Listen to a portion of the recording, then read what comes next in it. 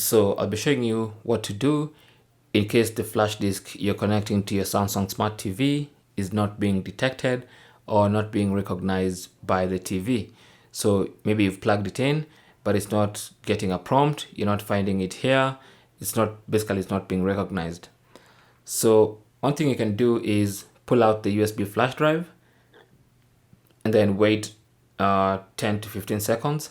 Maybe even blow some cold, dry air into that port. Maybe there's some dust, and then plug in the USB flash drive again and make sure you push it until it goes in all the way. Now don't use too much force, just a little bit of force to try and push the flash drive into the port. And then check if your TV recognizes the port, the flash drive. You can always come to connected devices and try and find your flash disk.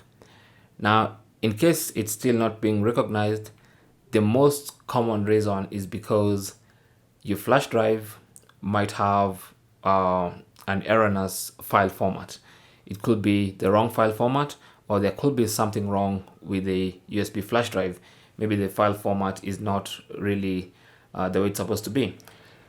Or there could be a file inside the flash disk that is making the TV not want to recognize or connect to the flash drive. So what you can do is just pull out the flash drive from the TV, go to a computer and format your flash disk. And you can format using the exFAT file system or even the FAT or FAT32 file system. These are all file systems you can use on a flash drive that are acceptable on a Samsung Smart TV. So just go ahead and connect. Just go ahead and format using a computer. Keep in mind that this will delete all your data. So all your photos and videos are going to get deleted.